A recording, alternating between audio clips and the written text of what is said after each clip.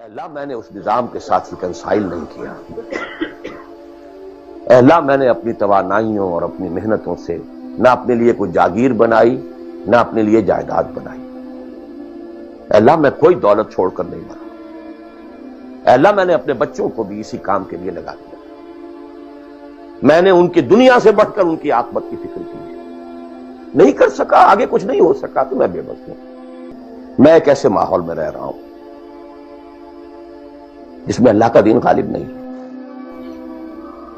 میں نماز پڑھ رہا ہوں، روزہ رکھ رہا ہوں، میں شراب نہیں پیتا، میں سور نہیں کھاتا۔ چلو میں نے اپنا اکاؤنٹ جو ہے بینک میں جو ہے کرنٹ اکاؤنٹ رکھا ہوا ہے، میں نے کوئی سود نہیں لیا، نہ سود لینا چاہتا ہوں۔ کیا کروں؟ اکیلا چنا پہاڑ کو تو نہیں پھوڑ سکتا،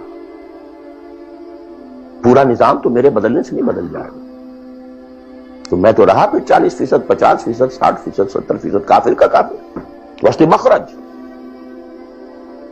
بڑی پیاری حدیث ہے وہ جس میں یہ الفاظ آتے ہیں، حضور نے فرمایا انہا ستکون فتنۃ، ایک وقت آئے گا تو بڑا فتنہ ہوگا۔ حضرت علی فرماتے میں نے فوراً عرض کیا مل مخرج منہا یا رسول اللہ، اے اللہ کے رسول یہ بتائیے اس سے نکلنے کا راستہ کون سا ہوگا؟ یہ نہیں پوچھا کیا فتنہ ہوگا، کیوں ہوگا، کب ہوگا، کیسے ہوگا، کدھر سے آئے گا، کچھ نہیں، نکلنے کا راستہ بتائیے۔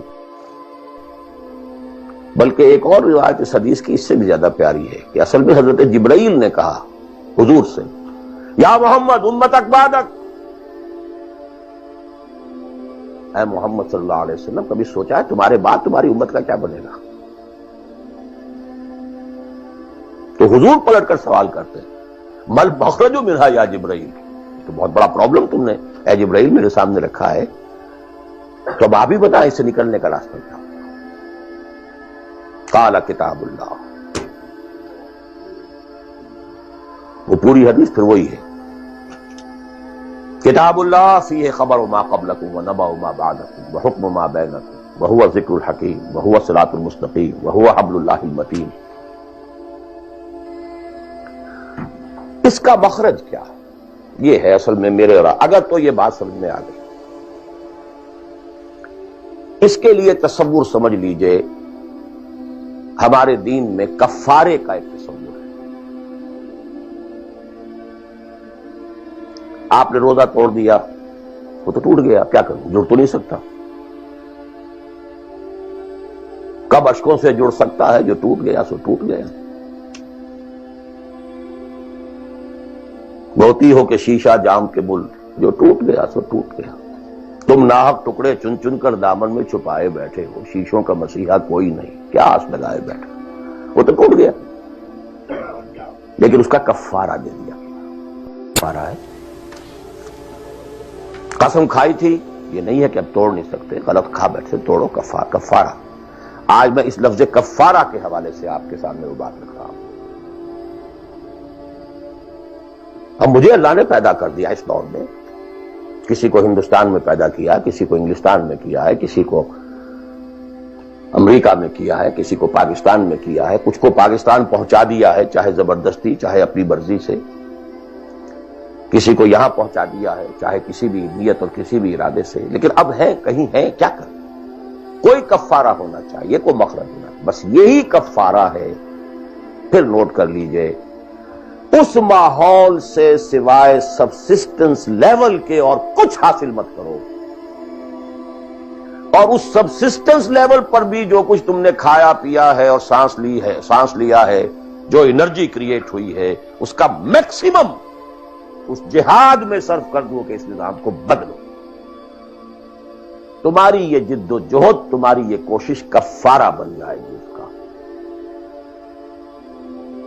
معذرۃ الی ربکم، معذرت پیش کر سکو گے اللہ کی۔ اے اللہ میں نے اس نظام کے ساتھ ریکنسائل نہیں کیا۔ اے اللہ میں نے اپنی توانائیوں اور اپنی محنتوں سے نہ اپنے لیے کوئی جاگیر بنائی نہ اپنے لیے جائیداد بنائی۔ اے اللہ میں کوئی دولت چھوڑ کر نہیں مرا۔ اے اللہ میں نے اپنے بچوں کو بھی اسی کام کے لیے لگا دیا۔ میں نے ان کی دنیا سے بڑھ کر ان کی عاقبت کی فکر کی ہے۔ نہیں کر سکا، آگے کچھ نہیں ہو سکا تو میں بے بس ہوں۔ حضرت نوح بھی تو بے بس تھے، کیا کر گئے؟ لیکن اگر کسی بھی درجے میں ریکنسیلیشن ہے، کمپیٹیبلٹی ہے، اس کو آپ نے ایکسپٹ کر لیا ہے، اس میں پھلنے پھولنے اور پھیلنے کا بندوبست کر رہے ہیں، you are doomed. Everything will be multiplied by a big zero and will become a zero. یہ ہے جو میں سمجھا.